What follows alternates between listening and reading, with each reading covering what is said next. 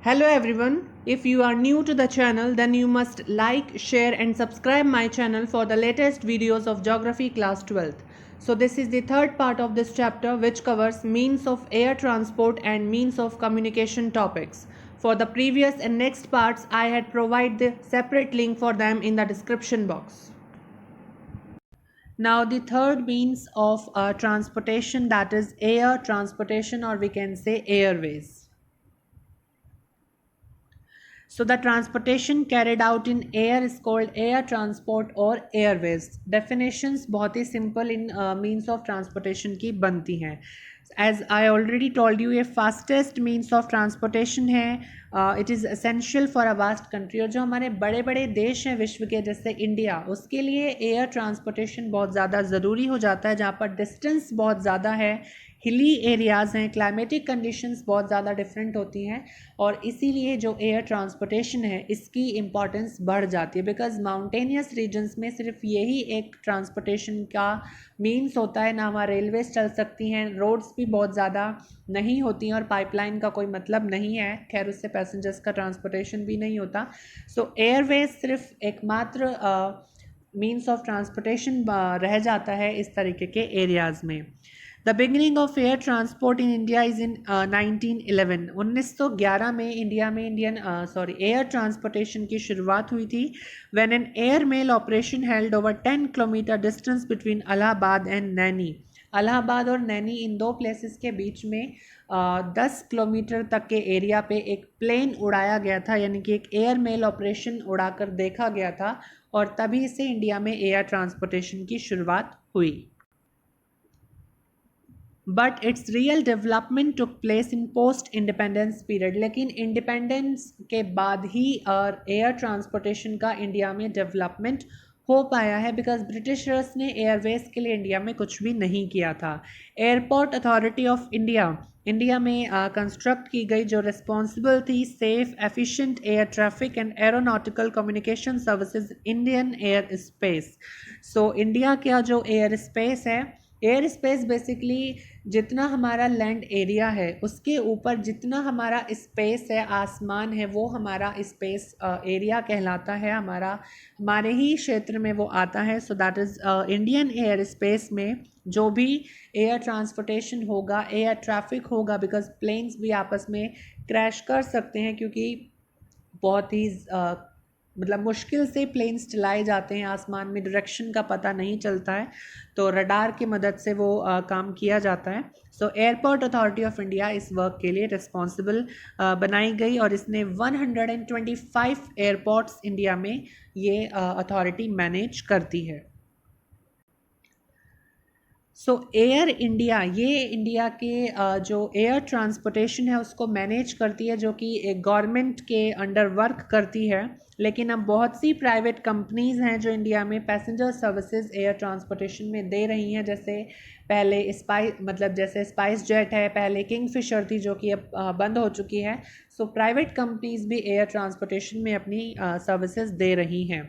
लेकिन जो international air services हैं, चाहे वो पैसेंजर के लिए हो या फिर कार्गो ट्रैफिक के लिए, वो एयर इंडिया ही प्रोवाइड करती है। ये इंडिया की सबसे बड़ी अथॉरिटी है, कंपनी है, जो गवर्नमेंट के अंडर वर्क करती है एयर ट्रांसपोर्टेशन के लिए। जितनी भी इंटरनेशनल सर्विसेज होती हैं, चाहे पैसेंजर कोई आए जाए या कार्गो ट्रैफिक किया जाए, तो वो एयर इंडिया ही करती है। कोई प्राइवेट कंपनी को अलाउ नहीं है कि वो international services they.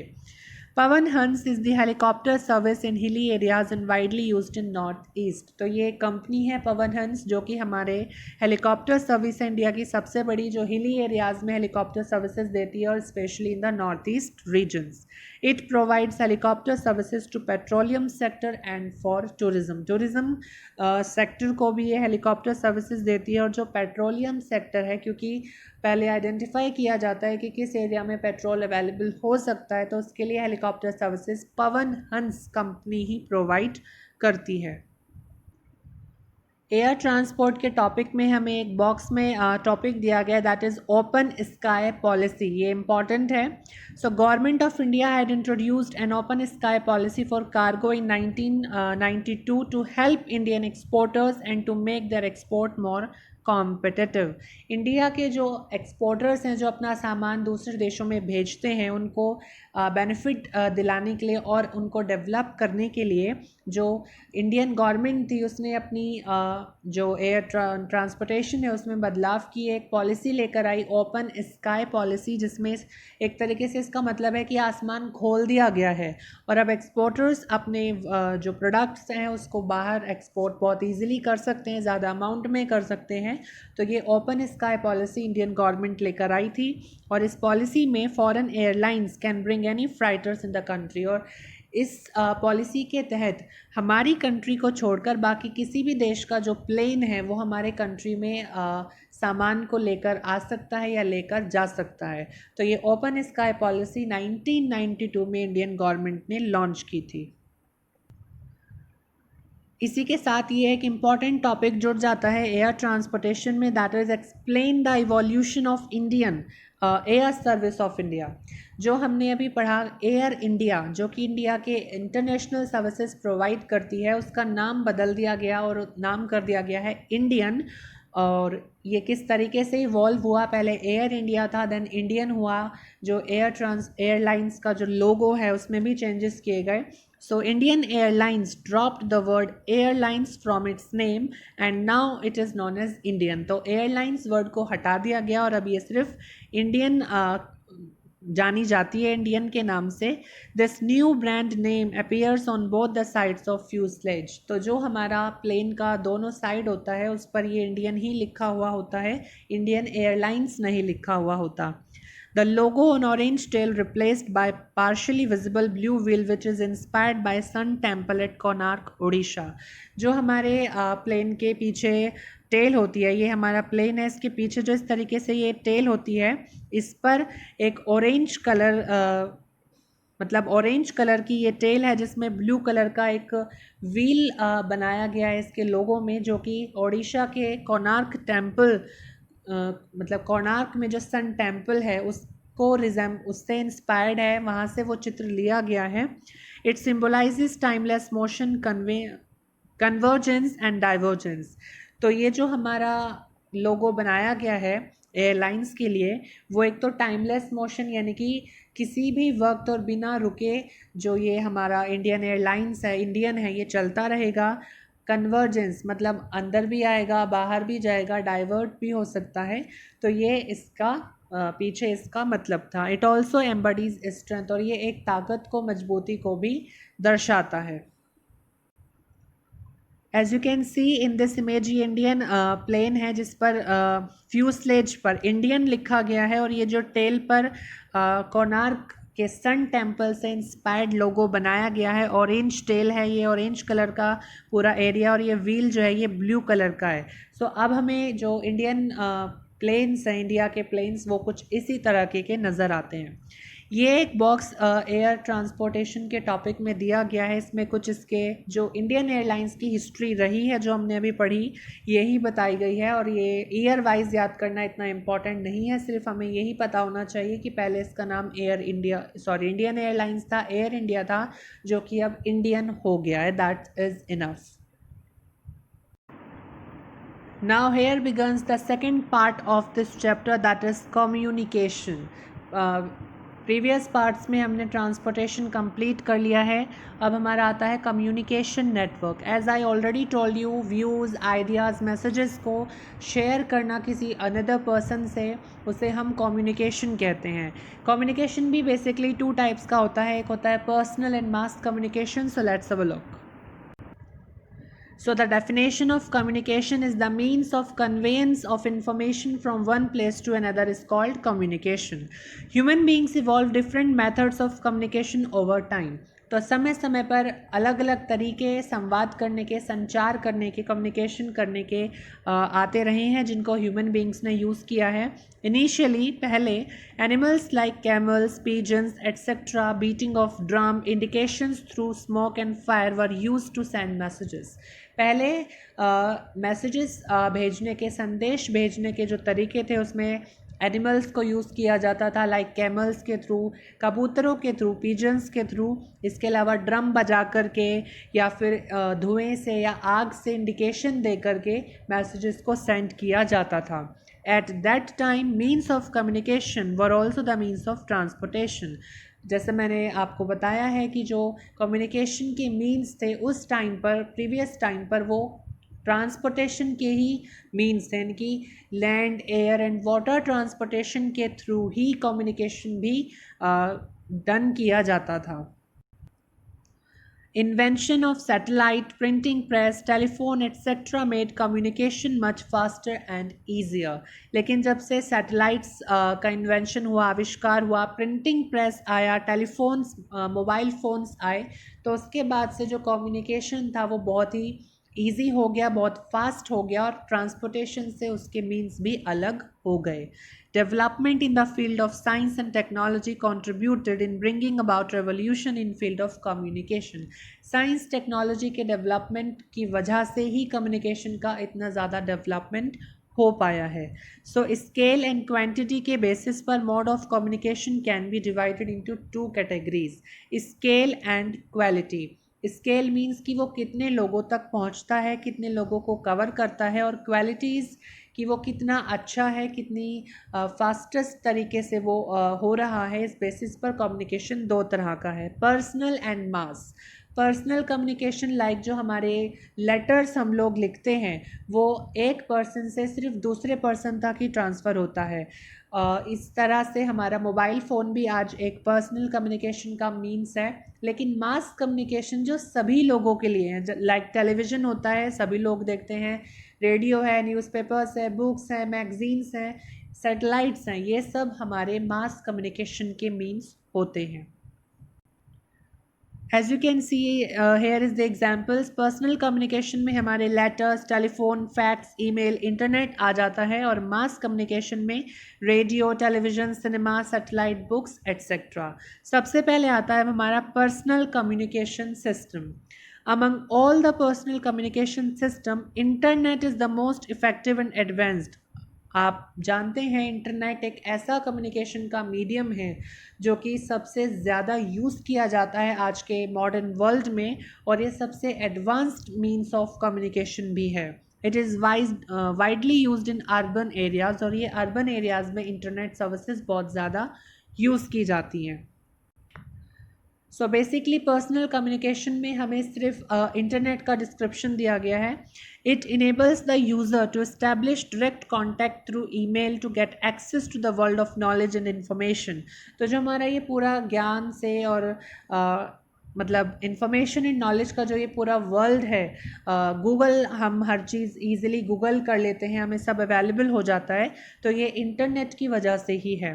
It is widely used for e commerce and carry out money transactions. तो जितने भी ऑनलाइन वर्क हैं, चाहे वो बिज़नेस हो या फिर मनी ट्रांजेक्शन करना हो, वो सब इंटरनेट के थ्रू ही होता है। और आज के टाइम पर करंट सिचुएशन में हर चीज़ गवर्नमेंट ऑनलाइन करना चाहती है, तो उसके लिए इंटरनेट ही वो एक कम्युनिकेशन मीन्स है जिसको उसके लिए यूज़ किया जाता है। Internet is huge central warehouse of data with detailed information on various items. तो इंटरनेट एक ऐसा वेयर हाउस है, एक ऐसा स्टोरेज एरिया हम कह सकते हैं जिसमें आपको हर चीज़ की डिटेल इंफॉर्मेशन मिलेगी और बहुत क्विक वे में मिलेगी। Internet provides knowledge at low cost, और हमें बहुत ही कम कीमत पर जो ये इंटरनेट है ये बहुत सारा इंफॉर्मेशन, नॉलेज हमें प्रोवाइड करता है। Due to this cyber cafes in urban areas are steadily increasing, और यही रीज़न है अर्बन एरियाज़ में जो साइबर कैफ़ेज़ हैं, इंटरनेट कैफ़ेज़ हैं, वो बहुत ज़्यादा अमाउंट में इंक्रीज़ हो रहे हैं। Now here is the second means of communication, that is mass communication system, जो कि सभी लोगों के लिए होता है। चैप्टर में हमें 3 मास कम्युनिकेशन सिस्टम का डिस्क्रिप्शन दिया गया है, रेडियो, टेलीविजन एंड सैटेलाइट्स। सबसे first is radio. Radio broadcasting in India in 1923 by the radio club of Bombay. तो रेडियो की जो शुरुआत है इंडिया में, इसमें सिर्फ हम ऑडियो सुन पाते हैं, वीडियो नहीं देख पाते हैं, ये इसकी एक यू कैन से ड्रॉबैक है। बट रेडियो का शुरुआत इंडिया में 1923 में हुई थी, जब रेडियो क्लब ऑफ बॉम्बे ने फर्स्ट रेडियो चलाया था। सिंस देन, तभी से इसने बहुत ज़्यादा पॉपुलैरिटी गेन करी और and change the socio cultural life of peoples, और लोगों की जो सामाजिक जीवन है, सांस्कृतिक जीवन है, उसमें बहुत ज़्यादा बदलाव कर दिया. Quickly, it made a place in every household, and government took this opportunity and brought radio under its control in 1930 under Indian Broadcasting System. क्योंकि उस टाइम पर कोई कम्युनिकेशन मींस नहीं था, कोई एंटरटेनमेंट सोर्स नहीं था लाइक टुडे टेलीविज़न या अदर मींस. तो उस टाइम पर लोग जो हैं सिर्फ रेडियो को ही सुना करते थे. तो हर एक घर में, एवरी हाउस होल्ड में इसने बहुत जल्दी अपनी जगह बना ली, और इसी अपॉर्चुनिटी को देखते हुए गवर्नमेंट ने इसको अपने कंट्रोल में ले लिया 1930 में इंडियन ब्रॉडकास्टिंग सिस्टम के तहत. It was changed to All India Radio in 1936 and to Akashvani in 1957. 1936 में ऑल इंडिया रेडियो इसका नाम कर दिया गया, और 1957 में इसको आकाशवाणी का नाम दे दिया गया. हम सुनते हैं आकाशवाणी रेडियो, रेड एफएम. तो ये सब इंडियन ब्रॉडकास्टिंग सिस्टम के तहत इंडियन गवर्नमेंट ने किया. All India Radio broadcast a variety of programs related to information, education and internet. तो रेडियो बेसिकली हमें न्यूज़ भी बताता है, रेडियो पर इंफॉर्मेशन दी जाती है, सारी एजुकेशन, एंटरटेनमेंट से रिलेटेड जितनी भी न्यूज़ हैं, इवन हमें सॉन्ग्स भी चलाए जाते हैं रेडियो पर.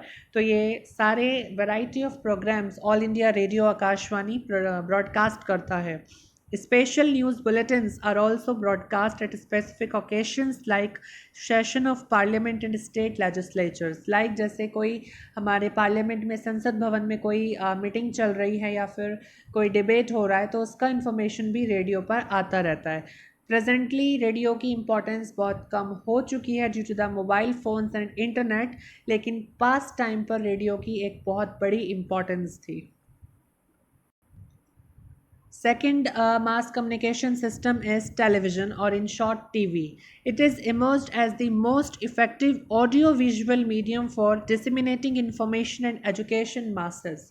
तो सारी इन्फॉर्मेशन देने का एक ऑडियो विजुअल तरीका जो था, ये उसके तौर पर डेवलप हुआ, जिसमें हम ऑडियो भी सुन सकते हैं और उसको देख भी सकते हैं, बिकॉज रेडियो में सिर्फ ऑडियो चलता है, वीडियो नहीं चलता. सो ऑडियो विजुअल मीडियम के तौर पर टेलीविज़न एमर्ज हुआ, इंडिया में आया.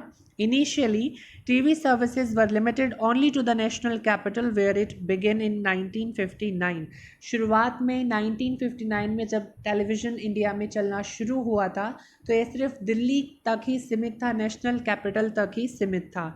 लेकिन 1972 के बाद अदर सेंटर्स में भी टेलीविज़न को चलाया गया.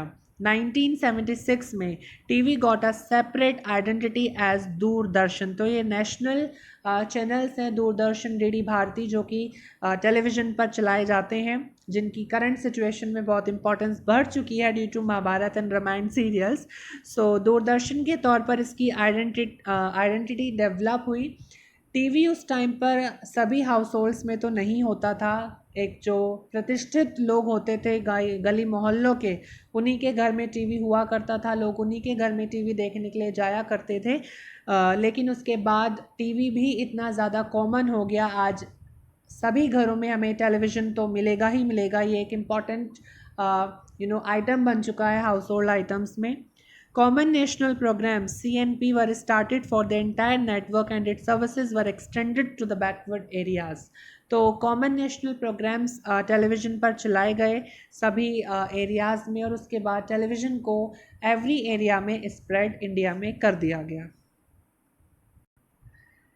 And the third mass communication system is satellite communication. As you can see in this image, ये एक आर्टिफिशियल सैटेलाइट है जो स्पेस में भेजी गई है. ये सैटेलाइट्स ही हैं जिनके थ्रू हमें सारा जितना भी कम्युनिकेशन का नेटवर्क है, जितने हमारे टेलीविज़न चलते हैं, रेडियो चलता है, इसके अलावा हमारे मोबाइल फ़ोन्स चलते हैं, वो सभी सैटेलाइट्स के थ्रू ही होता है. अब सैटेलाइट्स नहीं होंगी, सो एक तरीके से जो मॉडर्न कम्युनिकेशन मीन्स हैं वो पूरी तरीके से यू कैन से समाप्त हो जाएंगे. तो सैटेलाइट सबसे ज़्यादा इम्पॉर्टेंट मीन्स ऑफ कम्युनिकेशन है मॉडर्न वर्ल्ड में. So satellites are themselves mode of communication as well as regulate other means of communication. जैसे मैंने अभी बताया कि ये खुद भी एक मोड ऑफ कम्युनिकेशन है और साथ ही साथ ये जो बाकी के मोड ऑफ कम्युनिकेशन हैं लाइक टेलीफोन्स, रेडियो, टेलीविजन्स, इन सब को भी ये रेगुलेट करती हैं. Satellite images can be used for weather forecast. Satellite से जो इमेजेस भेजी जाती हैं उससे हम वेदर फॉरकास्ट करते हैं. मॉनिटरिंग ऑफ नेचुरल कैलामिटीज़ भी सैटेलाइट्स के थ्रू ही होता है. On the basis of configuration and purposes, satellite system in India can be grouped into two. अब जो इंडिया में किस पर्पस के लिए सैटेलाइट का यूज़ किया जाता है और उसका कितना बड़ा रेंज है, उस बेसिस पर दो तरीके से सैटेलाइट सिस्टम को डिवाइड किया गया है. एक है इनसेट और सेकंड इज़ IRS. सबसे पहला आता है इनसेट, यानी कि इंडियन नेशनल सैटेलाइट सिस्टम, जो कि 1983 में इस्टेब्लिश किया गया था.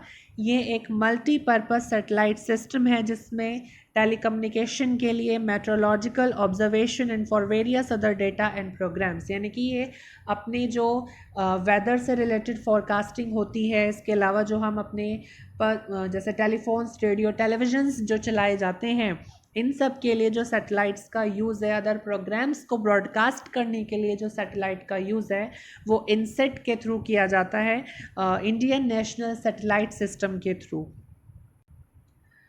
लेकिन हमारी जो सैटेलाइट्स का यूज़ है वो अदर पर्पसेस के लिए भी किया जाता है. Like second one is IRS, यानी कि Indian remote sensing satellite system, जो कि IRS-IA in March 1988 from Russia. India में पहले ऐसा पर्टिकुलर एरिया नहीं था, या इतना इंडिया का जो स्पेस डिपार्टमेंट है वो डेवलप नहीं था कि वो स्पेस में सैटेलाइट्स को छोड़ सके. तो रशिया के किसी प्लेस से IRS-IA को मार्च 1988 में लॉन्च किया गया था और तभी से Indian remote sensing satellite system India में काम करता है.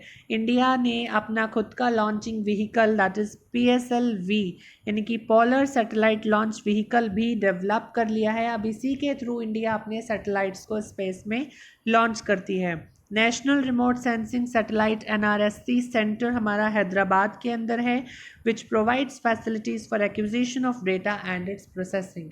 सो सैटेलाइट्स का यूज़ एक तो रेडियो यानी कि टेलीकम्युनिकेशन के लिए, अदर प्रोग्राम्स ब्रॉडकास्ट करने के लिए यूज़ किया जाता है जो इनसेट के थ्रू होता है. लेकिन जो स्पेस में व्हीकल भेजे जाते हैं, सैटेलाइट्स भेजी जाती हैं, लाइक जैसे हमने अभी रिसेंटली मून पर अपना एक सैटेलाइट भेजा था, चंद्रयान-2, तो वो IRS के थ्रू होता है, Indian remote sensing satellite system के थ्रू. सो ये दो कैटेगरीज में इंडिया का सैटेलाइट सिस्टम डिवाइड हो जाता है. यहाँ पर हमारा चैप्टर 10 ट्रांसपोर्ट एंड कम्युनिकेशन हो जाता है complete. So this is the third part of this chapter. For NCERT question answers and map skills, watch part 4 from the description box.